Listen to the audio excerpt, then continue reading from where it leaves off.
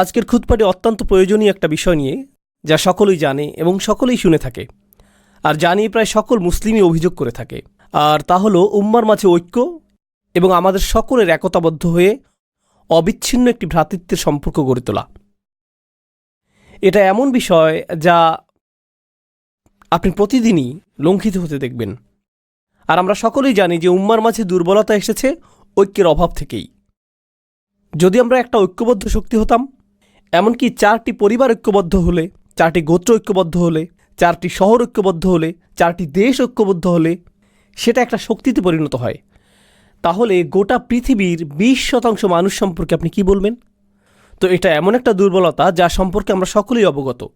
একই সাথে যখন আমরা ইসলামের শত্রু এবং এই উম্মার শত্রুদের ক্ষমতা এবং শক্তিমত্তা নিয়ে কথা বলি, যখন আমরা ইসরায়েলের মতো গণহত্যাকারী উন্মাদদের কথা চিন্তা করি, যা বিশ্ববাসীর চোখের সামনে নির্বিচারে গণহত্যা চালিয়ে যাচ্ছে, আর মুসলিমরা দাঁড়িয়ে দাঁড়িয়ে তা দেখছে, আমাদের মাঝে হতাশা আসে নিজেদের দুর্বলতার জন্য।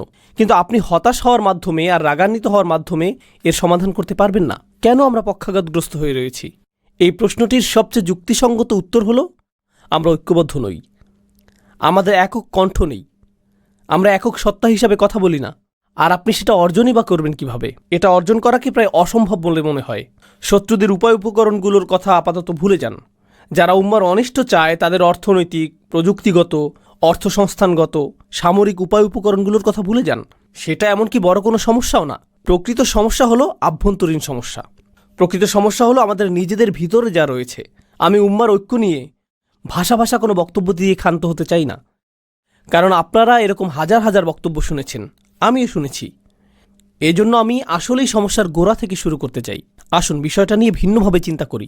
ধরুন আপনি চমৎকার একটা ভূমি দেখতে পেলেন, যেখানে কোনো কিছু জন্মাচ্ছে না, এটাতে কোনো কিছু জন্মাচ্ছে না।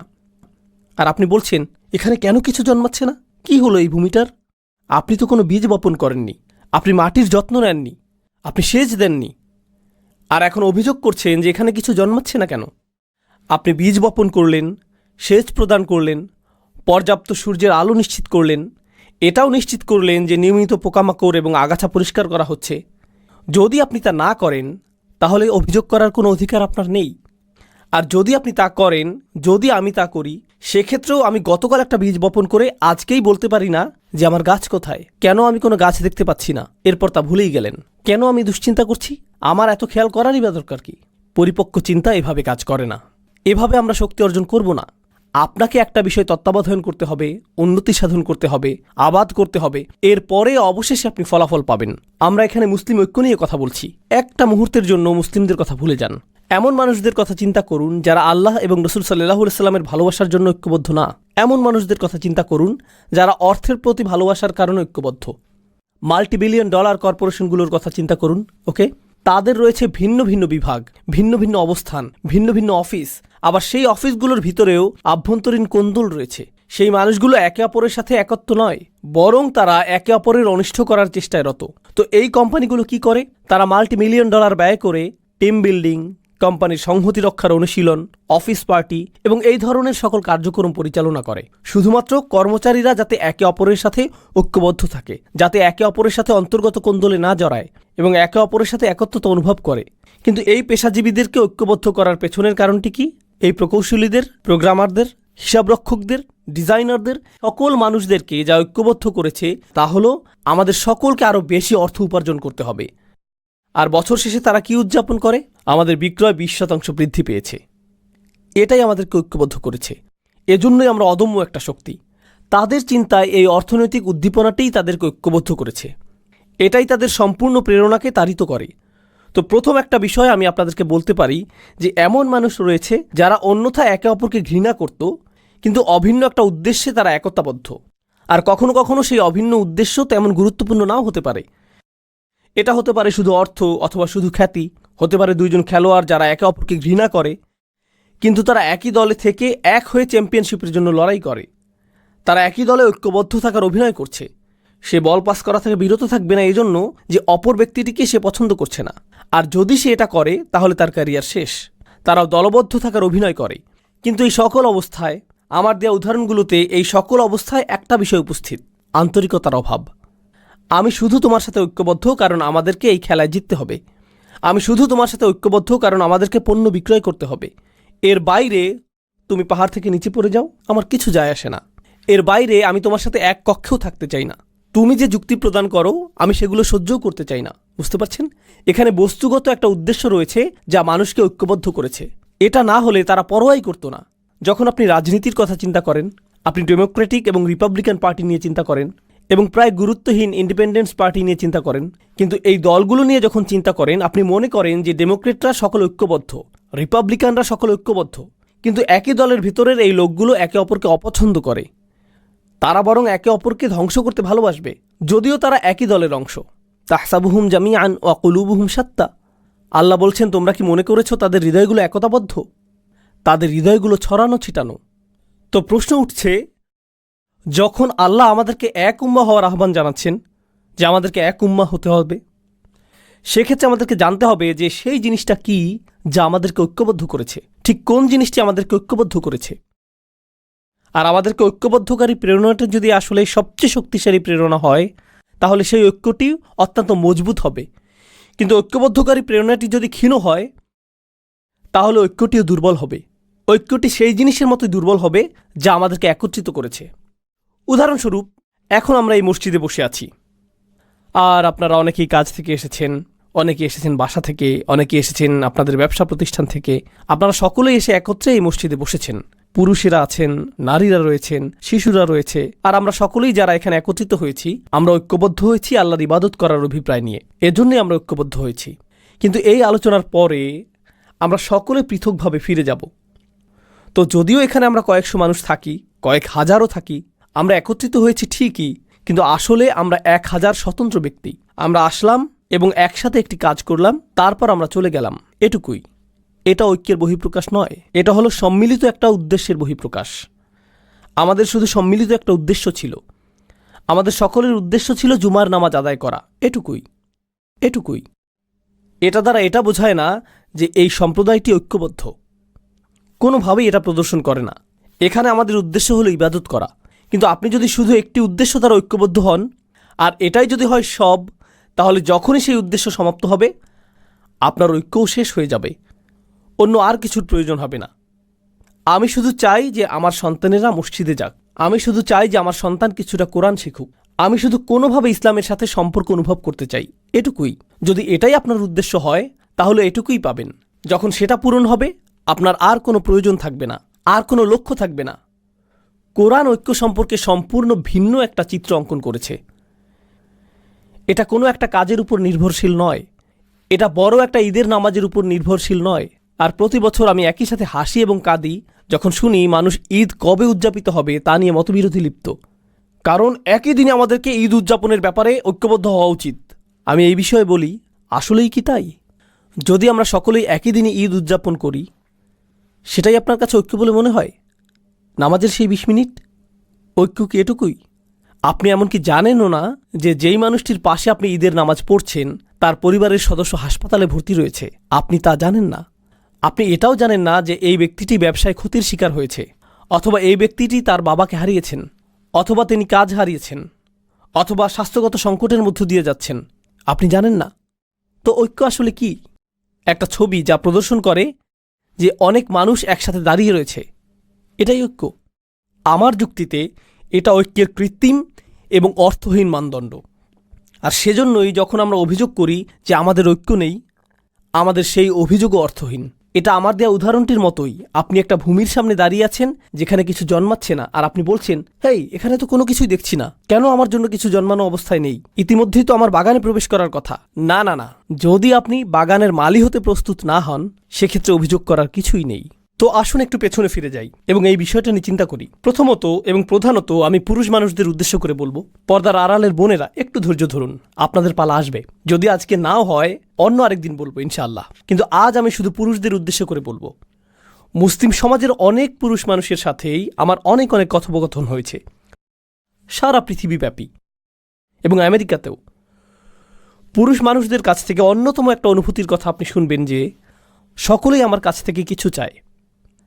আমার পরিবার আমার কাছে চায়, আমার বাবা মা আমার কাছে চায়, আমার সন্তানেরা আমার কাছে চায়, আমার স্ত্রী আমার কাছে চায়, আমার শ্বশুরবাড়ি আমার কাছে চায়, আমার বস আমার কাছে চায়, আমার সমাজ আমার কাছে চায়, প্রত্যেকেই আমার কাছে কিছু চায়।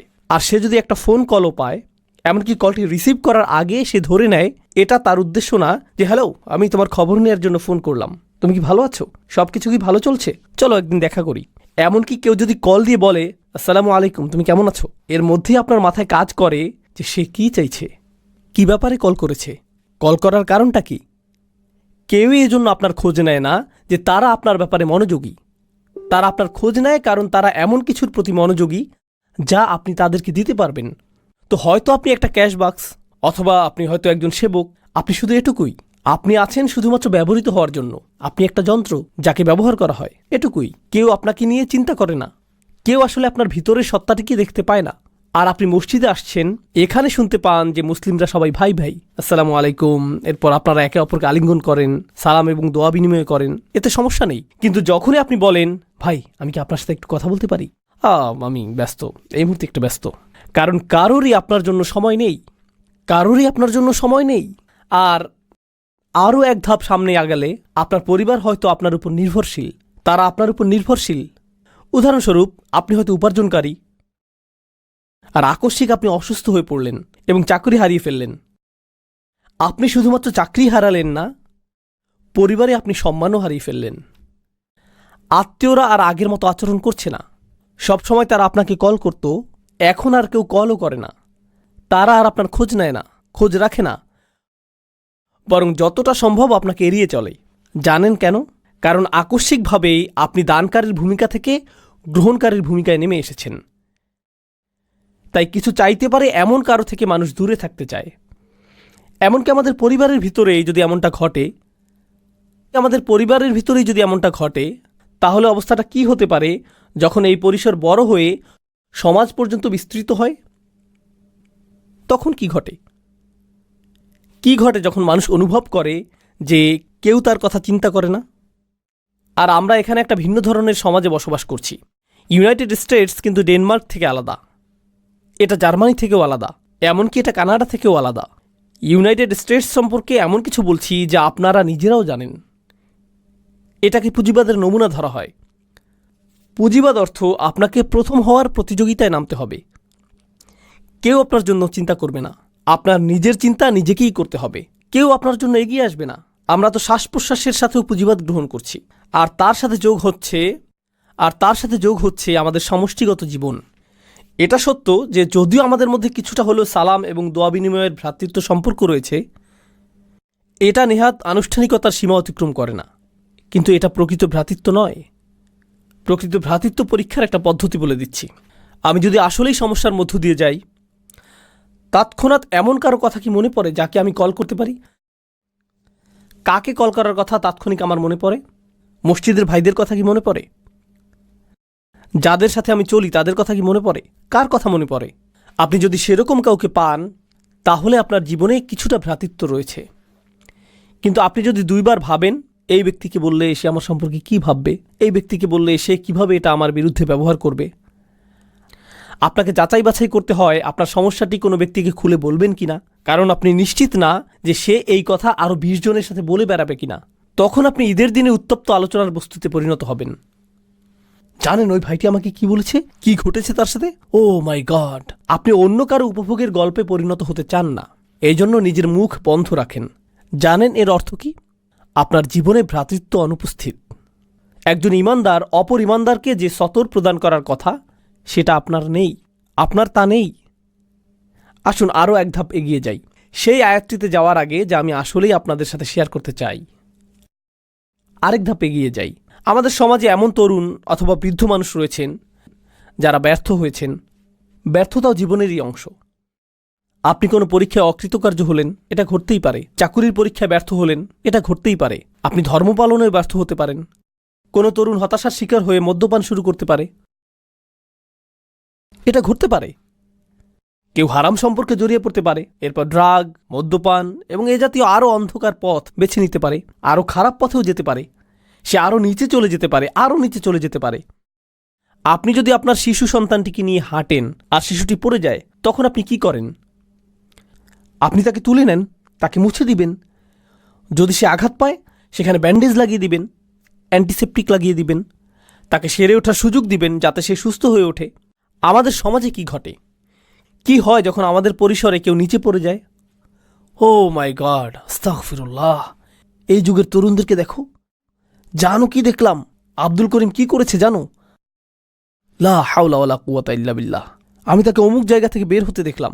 ইন্না লিল্লাহি ওয়া ইন্না ইলাইহি রাজিউন। কেউ একজনের তার সাথে কথা বলা উচিত। জানেন বিষয়টা কি? সেই ব্যক্তিটি হয়তো একটি পাপ কাজ করেছে, আমি বলবো যে আপনি তার চেয়েও বড় পাপ কাজ করেছেন। সেটা যদি আল্লাহর বিরুদ্ধে করা অপরাধ হয়ে থাকে, আপনিও তো নিজের মুখ ব্যবহার করে অন্য মানুষের সামনে অপর এক ভাইয়ের মর্যাদা নষ্ট করেছেন।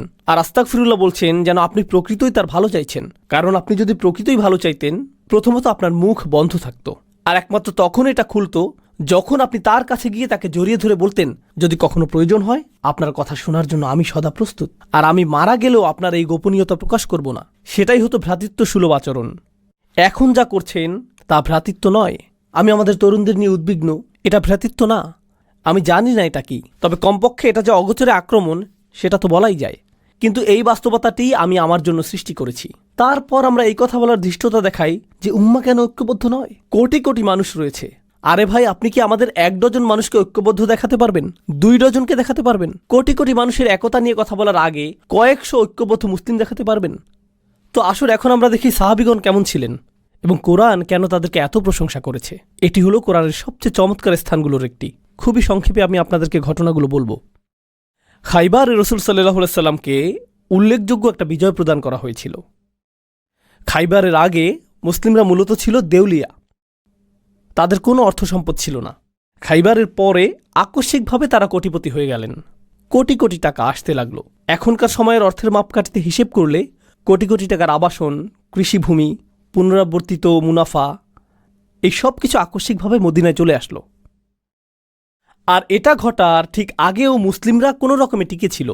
হাদিসে এমন বর্ণনা এসেছে যে রাসূল সাল্লাল্লাহু আলাইহি সাল্লামের কন্যা 2-3 দিন যাবৎ অনাহারে থাকা সত্ত্বেও তার নিজের কন্যাকে ফিরিয়ে দিতে হয়েছিল, কারণ তার কাছেও খাবারের কিছু ছিল না। আর তিনি তার পেটে পাথর বেঁধে রাখতেন ক্ষুধার যন্ত্রণা লাঘবের জন্য। এরকমই ছিল মুসলিমদের অবস্থা। তিনি ছিলেন মদিনার রাষ্ট্রনায়ক আর অনাহারে দিন কাটত। আর তারপর খাইবারের পরে আকস্মিকভাবে কোটি কোটি টাকা আসতে শুরু করলো। এখন এই বিষয়টি নিয়ে এক মুহূর্ত চিন্তা করুন। মুহাজিরগণ মক্কা থেকে এসেছিলেন, তাই না? তারা সব কিছু পিছনে ফেলে এসেছিলেন। কিন্তু মদিনার মানুষেরা প্রথম থেকেই দরিদ্র। তারা ধনী ছিলেন না। তাদের 3টা শয়নকক্ষ বিশিষ্ট ঘর ছিল না, 2টা শয়নকক্ষ বিশিষ্ট ঘরও ছিল না, তাদের এমনকি শয়নকক্ষও ছিল না। কিন্তু এখন এই মানুষগুলো সব আসলো আর তাদেরও কোথাও থাকতে হবে। তখন আনসারগণ কি করলেন? মদিনার আনসারগণ যা করলেন, তারা মুহাজিরদেরকে তাদের বাড়িতেই থাকতে দিলেন। তাদের নিজেদেরই তো যথেষ্ট খাবার ছিল না, এখন আরও কিছু ক্ষুধার্ত মুখ তাদের সাথে যুক্ত হলো। বুঝতে পারছেন তো? এই মানুষগুলোর আগমন প্রচুর অর্থনৈতিক চাপ তৈরি করলো। এর উপরে এই অর্থনৈতিক চাপই একমাত্র বিষয় ছিল না। রাসূল সাল্লাল্লাহু আলাইহি সাল্লামের মদিনায় আগমনের 6 মাস পরেই তারা যুদ্ধের প্রস্তুতি শুরু করলেন। বদরের যুদ্ধ শুরু হবার উপক্রম হলো। আর আপনি যখন যুদ্ধের প্রস্তুতি গ্রহণ করেন, আপনাকে এটা জেনে রাখতে হবে যে যুদ্ধ ব্যয়বহুল। যুদ্ধের জন্য কে খরচ করবে? মুহাজিরদের কাছে তো কোনো অর্থ নেই, কারণ তারা সকল অর্থ পেছনে ফেলে এসেছেন। এখন এই সকল ব্যয় বহন কে করবে? আনসাররা। একে তো আনসাররা মুহাজিরদের ব্যয় বহন করছে, তার উপর এখন তারা আল্লাহর পথে যুদ্ধ করার জন্য বেশিরভাগ অর্থের যোগান দিচ্ছেন। তাদের অবস্থার প্রেক্ষিতে যে মুহূর্তেই তারা ইসলাম গ্রহণ করলেন, তাদের ব্যক্তিগত জীবন বলে আর কিছু রইল না। নিজেদের সেই ক্ষুদ্র ছোট পরিসরটাকেও তাদের অন্য কারোর সাথে ভাগ করে নিতে হলো। তারা নিজেদের খাবারটুকু একা খেতে পারলেন না। এখনকার সময়ে বলা হয়ে থাকে যে দেয়াল নির্মাণের মাধ্যমে অভিবাসী সমস্যার সমাধান করা হবে। তারা কিন্তু সেখানে বসবাস করছেন। বইয়ের পাতা এটা পড়া সহজ যে আনসারগণ মুহাজিরদের সহায়তা করেছিলেন। যদি কেউ আপনার ঘরে এসে পড়ে, আপনার সাথে 6 মাস অবস্থান করে, আপনার চাচাতো ভাই, আপনার ভাই 2 দিনের জন্য আসলো, 2টি দিনই নির্ধারিত। তুমি ঈদ করতে এসেছো, ঈদ শেষ, সামনের ঈদে দেখা হবে, সামনের ঈদে আমি বরং তোমার ঘরে আসব। কেউ আপনার ঘরে 6 মাস, 1 বছর অথবা অনির্দিষ্টকালের জন্য অবস্থানের সিদ্ধান্ত নিল। এক পর্যায়ে আপনি বিরক্ত হয়ে যাবেন, এক সময় টানাপোড়েন শুরু হয়ে যাবে। ঠিক আছে, আপনি আমার ইসলামী ভাই, কিন্তু আপনি কি এখানে বসা থেকে বিরত থাকবেন? এটা আমার বসার স্থান। আপনি আমার ইসলামী ভাই, কিন্তু আমার যেই 1 টুকরো চিকেন ছিল তাই আপনি খেয়ে নিলেন। এই কমলাটি কে নিয়েছে? এটা কে করেছে? কে সবকিছু এলোমেলো করে রেখেছে? ও আল্লাহ! এরকম শুরু হয়ে যাবে। তারা তো মানুষ। এর উপরে তারা আবার একটি যুদ্ধের সম্মুখীন হলেন। আর বেশিরভাগ শহীদ বদর এবং উহুদে, বেশিরভাগ মানুষ যারা হত্যার শিকার হয়েছিলেন তারা ছিলেন আনসার, তারা ছিলেন মদিনার অধিবাসী। তো আমরা ব্যয় করছি, আমরা গৃহের অংশ ছেড়ে দিচ্ছি, আবার আমরা হত্যারও শিকার হচ্ছি। এই সব কিছু ঘটতে থাকলো। আর তারা দিয়েই গেলেন। সবশেষে কোটি কোটি টাকা আসতে লাগলো। খাইবারের যুদ্ধের পর তারা কোটিপতি হয়ে গেলেন। আমি যদি আনসারি হতাম, আমি তা না, আমি এখানে আমার কল্পনাকে ব্যবহার করছি, যদি আমি আনসারদের একজন হতাম, আমি বলতাম কুছ তো বাপাস মিলে, কিছুটা হলেও তো ফেরত পাবো। আমি ঘোষণার জন্য অপেক্ষা করছি, কারণ আমি অর্থ ব্যয় করেছি, নিজের বাসস্থানের অংশ দান করেছি, কিছুটা তো ফেরত পাবো, যেহেতু গনিমতের এই সম্পদ আমরা লাভ করেছি। এখন আয়াতটি লক্ষ্য করুন, মা আফা আল্লাহু আলা রসুলিহি, আল্লাহ যাই তার রসুলের মাধ্যমে অর্জন করার সামর্থ্য প্রদান করেছেন, মিন আহলিল কুরা, অর্থাৎ সেই শহরগুলো থেকে, যার অর্থ খাইবার, ফালিল্লাহ, তা আল্লাহর মালিকানাধীন। প্রথমত একটা অংশ হচ্ছে আল্লাহর উদ্দেশ্যে। এটা দিয়ে কি বোঝায় তা এখন বলবো না, অন্য এক সময় বলবো। ওকে, ঠিক আছে, আল্লাহর জন্য, আমি বুঝতে পেরেছি। এরপর অলির রসুল, পরের অংশটি যাচ্ছে রসুল সাল্লাল্লাহু আলাইহি সাল্লামের উদ্দেশ্যে, রসুল এবং তার পরিবার। ওকে, ঠিক আছে, এটা বেশ ভালো। ওয়াদিল কুরবা, নিকট আত্মীয়দের জন্য। ওয়াল ইয়াতামা, ইয়াতিমদের জন্য। আমি একজন আনসারি হয়ে তাকিয়ে আছি, ঠিক আছে, এতিমরা পাবে, আমি হয়তো এর পরে পাবো। ওয়াল মাসাকিন, গরিব মানুষেরা। ওকে, ঠিক আছে, গরিব মানুষদের পালা শেষ। এখন কি আমার প্রসঙ্গ আসবে? ওয়াবনিস সাবিল, যে মানুষেরা ভ্রমণরত, তাদের সাহায্য প্রয়োজন, কিছু অর্থ তাদের কাছেও যাবে। ঠিক আছে, তারপর এই আয়াতটির শেষে আল্লাহ বলছেন, মা আতাকুমুর রসুলু ফাখুযুহু, আল্লাহ রসুল তোমাদের জন্য যা নীতি নির্ধারণ করেন তা গ্রহণ করো। ওমা নাহাকুম আনহু ফান্তাহু, আর তিনি যা নিষেধ করেন তা থেকে বিরত থাকো। ঠিক আছে, এখন পরবর্তী আয়াত, পরবর্তী গ্রহীতার কথা আসছে। লিল ফুকারা ইল মুহাজিরিন আল্লাযীনা উখরিজু মিন দিয়ারিহিম ওয়া আমওয়ালিহিম ইয়াবতাগুনা ফাদলাম মিনাল্লাহি ওয়া রিদওয়ানা, কপরদকহীন মুহাজিরগণ, যাদেরকে তাদের গৃহ এবং সম্পত্তি থেকে উৎখাত করা হয়েছে, যারা আল্লাহর অনুগ্রহের অন্বেষণ করে এবং তার সন্তুষ্টি কামনা করে, তারাই পরবর্তী গ্রহীতা। এখানে তো অনেকগুলো গ্রহীতা, সকল অর্থ বিভক্ত হয়ে যাচ্ছে, কিন্তু কার কথা এখনও উল্লেখ করা হয়নি? আনসারদের কথা উল্লেখ করা হয়নি। আর আনসারগণই সবচেয়ে বেশি অর্থ ব্যয় করেছিলেন, কিন্তু তাদের কথা এখনও আসেনি। সব শেষে আল্লাহ তাদের প্রসঙ্গ উল্লেখ করে বলছেন, ওয়াল্লাযীনা তাবাওয়াদ-দার ওয়াল ঈমান। শুধু লক্ষ্য করুন কিভাবে আল্লাহ তাদের সম্পর্কে বলছেন। আমি এই সব কিছু বলছি শুধু এটা দেখানোর জন্য যে কি চমৎকারভাবে আল্লাহ তাদের সম্পর্কে বলেছেন। সেই মানুষেরা তাদের ঘর এবং তারা পর্যাপ্ত স্থানের ব্যবস্থা করেছে। ঠিক যেভাবে আপনি আপনার ঘর উন্মুক্ত করেন, তারাও তাদের ঈমানকে উন্মুক্ত করেছিলেন। এখানে আল্লাহ আমাদেরকে একটা বার্তা দিচ্ছেন, আমার মুসলিম ভাইয়ের জন্য কতটুকু স্থান আমি আমার মনে তৈরি করেছি, এটা আমার ঈমানের অংশ। শুধুমাত্র নামাজের মধ্যে ঈমান সীমাবদ্ধ না, আমার মুসলিম ভাইয়ের জন্য যখন আমি হৃদয় উন্মুক্ত করি তাতেও ঈমান রয়েছে। আর আল্লাহ বলছেন এই মানুষগুলো উন্মুক্ত হৃদয়ের অধিকারী। আনসারদের প্রসঙ্গ অনেক পরে এসেছে, কিন্তু আনসারগণ কখনোই সেরকম বোধ করেননি, তারা সেটা অনুভব করেননি। তাদের ঈমানের মতো তাদের হৃদয়গুলো উন্মুক্ত ছিল। তারা তাদের ঘর এবং ঈমান উভয়টি উন্মুক্ত করে দেন। মিন ক্বাবলিহিম, তাদের আগমনের পূর্বেই, ইউহিব্বুনা মান হাজারা ইলাইহিম। কথাগুলো তেলাওয়াত করা খুবই সহজ, কিন্তু অনুধাবন করা খুবই কঠিন। তিনি বলছেন তারা ভালোবাসেন তাদেরকে যারা তাদের কাছে আশ্রয় গ্রহণ করেছেন। ইয়া আল্লাহ, এটা যদি আপনার এবং আমার বিষয়ে বলা হতো, কথাটা এরকম হতো, তারা কোনো রকমের সহ্য করছে তাদেরকে যারা তাদের কাছে আশ্রয় গ্রহণ করেছে। তারা প্রায় তাদেরকে হত্যা করার দ্বারপ্রান্তে পৌঁছে গিয়েছে যারা তাদের কাছে আশ্রয় গ্রহণ করেছে। তারা কামনা করেছে যে যারা তাদের কাছে আশ্রয় গ্রহণ করেছে তারা যাতে নিজ এলাকায় ফিরে যায়। মুনাফিকরাই এই কথাগুলো বলেছিল, লা ইরজা'না ইলাল মাদিনাতি লা ইখরিজান্নাল আ'আজ্জু মিনাল আযাল। এই কথাটাই মুনাফিকরা বলেছিল যে তাদের নিজ এলাকায় ফেরত যাওয়া উচিত, এটাই তারা বলেছিল। তো এর অর্থ কি?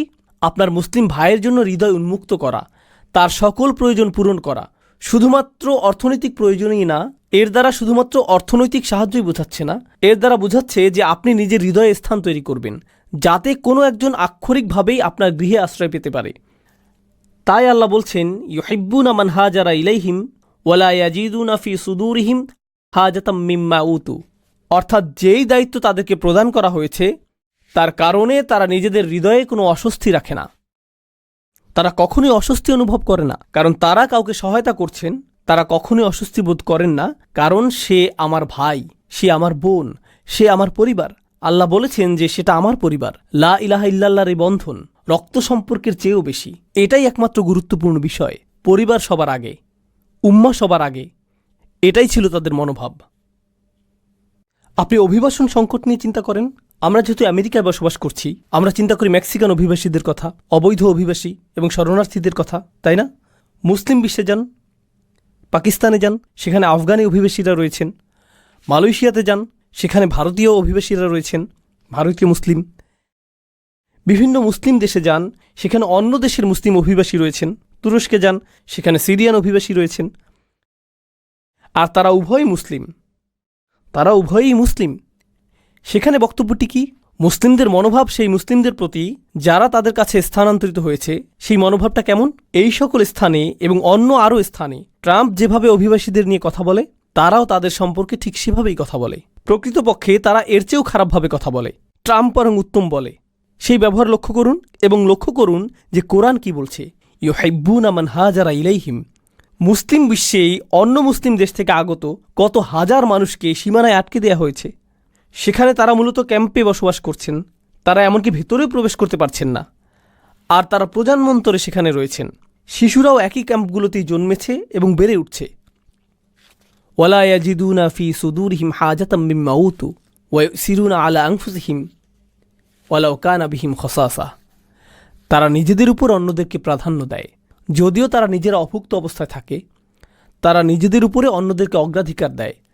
তারা অন্যদের জন্য নিজেদের প্রয়োজনকে তুচ্ছ করে দেখেন, যদিও তারা অনাহারে থাকেন। এটা বেশ উঁচু মানদণ্ড।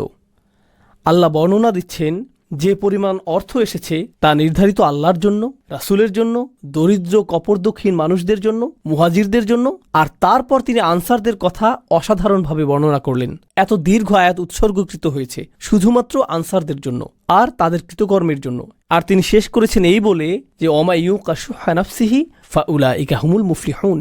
যে নিজেকে লোভ ও স্বার্থপরতা থেকে রক্ষা করতে পারবে সেই সফল। আমার সুরক্ষা প্রয়োজন আমার নিজের একটা অংশ থেকে। আমার নিজের ভিতরে রয়েছে লোভ এবং স্বার্থপরতা। আমাদের সকলের মধ্যে এটা রয়েছে। আল্লাহ বলেছেন আমাদের ভিতরে শুহ রয়েছে আর আমাদের সুরক্ষা প্রয়োজন শুধুমাত্র শয়তানের কাছ থেকেই না, আমার সুরক্ষা প্রয়োজন আমার নিজের শুহ থেকেও। যে সকল মানুষ তাদের ভিতরের এই দুর্বলতা থেকে মুক্ত হতে পারবে তারাই সাফল্য অর্জন করবে। ফাউলাইকা হুমুল মুফলিহুন। আমি চাই যে আমি নিজে এবং আপনারা আমাদের নিজস্ব পরিসরে পুনরায় চিন্তা করা শুরু করি যে ঐক্য অর্থ আসলে কি। কারণ কোরআনে বর্ণিত ঐক্য হল নিজের ভেতরে অনুভূত ঐক্য। এটা সেরকম ঐক্য না যা শুধু বাহ্যিকভাবে দেখতে ঐক্যের মতো। এটা ঐক্য না যে আমরা একই রকম কথা বলি, অথবা আমরা একই রকম পোশাক পরি, অথবা আমরা একই মাযহাব অনুসরণ করি তাই আমরা ঐক্যবদ্ধ, আমাদের দাড়ির দৈর্ঘ্য সমান তাই আমরা ঐক্যবদ্ধ, অথবা আমাদের কাপড় সমান মাপে টাকনুর উপর থাকে তাই আমরা ঐক্যবদ্ধ, আমরা একই বক্তার আলোচনা শুনি তাই আমরা ঐক্যবদ্ধ। এগুলো সবই অযৌক্তিক, এগুলো সবই অর্থহীন। প্রকৃত ঐক্য হল যখনই আপনি কোনো মুসলিম ভাইকে দেখেন, যেই মুহূর্তে তিনি আপনাকে সালাম দেন অন্য সকল প্রতিবন্ধকতা অদৃশ্য হয়ে যায়। ওয়ালা তাকুলু লিমান আলকা ইলাইকুমুস সালামা লাস্তা মুমিনান। এটুকুই যথেষ্ট। তারা আপনার ভাই, আপনি তাদের জন্য সদা প্রস্তুত, তারা আপনার জন্য সদা প্রস্তুত। আমরা ঐক্যের প্রকৃত অর্থ জানব না যদি আমরা এটা নির্মাণ না করি, যদি আমরা এটাকে লালন না করি। আর আপনি এবং আমি এটাকে লালন করতে পারবো যদি আমাদের নিজেদের ব্যক্তিগত পরিসর থেকে ঐক্যের চর্চা সৃষ্টি করা শুরু করি এবং মানুষের সাথে সম্পর্ক তৈরি শুরু করি। এই বিষয়ে আমি সর্বশেষ একটি কথা বলবো। ইতিমধ্যেই বক্তব্য দীর্ঘায়িত হয়ে গিয়েছে। সর্বশেষ যে কথাটি বলবো তা হলো, আমি 18-19 বছর বয়স থেকেই মুসলিমদের মাঝে কাজ করছি। খুতবা, দার্স এবং সক্রিয় কার্যক্রমগুলোতে যুক্ত ছিলাম। এটা প্রায় 25-26 বছর আগের কথা। আমি এই কার্যক্রমে দীর্ঘ সময় ধরে সংযুক্ত।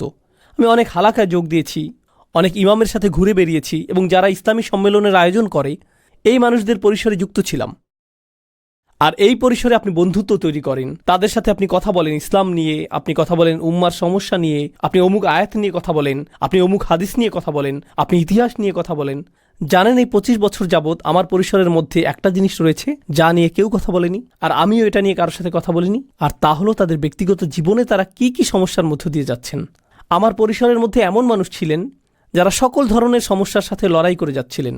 বিষণ্ণতা, দুশ্চিন্তা, এমনকি কখনো কখনো আত্মহত্যার চিন্তা, বিবাহ বিচ্ছেদের কষ্ট, সন্তান লালন পালন, ভিসা বাতিল হওয়া, সব ধরনের সমস্যা ঘটে যাচ্ছে, আপনার জানার বাইরে থেকে যাচ্ছে। কারণ তারা এটা জানে যে এসব বিষয়ে কথা বলার জায়গা এটা না। তাদের মনোযোগের কেন্দ্রবিন্দু হলো শুধু হালাকা। তাদের মনোযোগ হলো তুমি কি এই প্রোগ্রামটা করতে পারবে, এটাই তাদের মনোযোগের বিষয়, এটুকুই।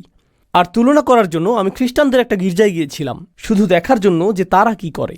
এক বুধবার রাতে গিয়েছিলাম, এখানকার স্থানীয় একটা গির্জা। তারা গোল হয়ে বসে, প্রথমে 5-7 মিনিট তারা গান গায় এবং এই জাতীয় কিছু কাজ করে। এরপর 1 ঘন্টা অতিবাহিত করে। জানেন সেই 1 ঘন্টায় তারা কি করে? সেখানকার পাদ্রী একজনকে বললেন, এই তোমার নাম কি? আমার নাম ফ্রাঙ্ক।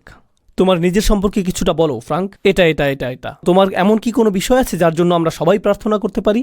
হ্যাঁ, আমার মেয়ে আমার সাথে কথা বলে না, সেজন্য প্রার্থনা করুন। সকলে আসুন ফ্রাঙ্কের জন্য প্রার্থনা করি। পরবর্তী ব্যক্তি, পরবর্তী মহিলা, তুমি কি সমস্যায় রয়েছ? আসো তোমার জন্য প্রার্থনা করি। কল্পনা করতে পারেন তারা এভাবে কথা বলছে, আর এই মানুষগুলো একে অপরকে চিনেও না। সব শেষে তারা একে অপরকে আলিঙ্গন করলো। এরপর এক ব্যক্তি এসে বলল, আমার মেয়ের সাথেও আমার একই রকম অবস্থা ছিল, আমরা কিন্তু যোগাযোগ রাখতে পারি, মাঝে মাঝে এই বিষয়ে কথা বলতে পারি, এটা অনেক বড় প্রাপ্তি। আর আমি বিস্মিত হয়ে এটা দেখছিলাম। আমাদের সত্য ধর্মের অনুসারী হওয়ার কথা ছিল, আমাদের হওয়ার কথা ছিল আদিল্লাতিনা আলাল মুমিনিন, আমাদের হওয়ার কথা ছিল ইউসিরুনা আলা আনফুসিহিম। আমি দেখলাম যে এই সবগুলো আয়াতই এমন মানুষেরা চর্চা করছে যারা আমাদের ধর্মের ভিতরের কেউ না। আর এত বছর ধরে আল্লাহর ঘর মসজিদে এবং মুসলিম পরিবেশে থেকেও আমি এটা দেখিনি। যা আছে তা খুবই সামান্য। আমাদেরকে যত্নশীলতার সাথে লালন করতে হবে, ভ্রাতৃত্বের লালন করতে হবে। এখান থেকে ঐক্য আসবে। এটা বক্তব্য, আলোচনা এবং ভিডিও থেকে আসবে না। এটা আসবে যখন আপনি এবং আমি আসলেই সম্পর্ক তৈরি করব, গভীর সম্পর্ক। আল্লাহ আমাদেরকে একটি খাঁটি ঐক্যের অধিকারী মানুষে পরিণত করুন, আর আমাদেরকে একে অপরের প্রতি আন্তরিক করে দিন। তিনি আমাদের সম্পর্কের কৃত্রিমতা ও কপটতা দূর করে দিন এবং সবচেয়ে শক্তিশালী, গভীর এবং অকৃত্রিম সম্পর্ক দিয়ে তা প্রতিস্থাপিত করে দিন। বারাকাল্লাহু লি ওয়া লাকুম। আসসালামু আলাইকুম।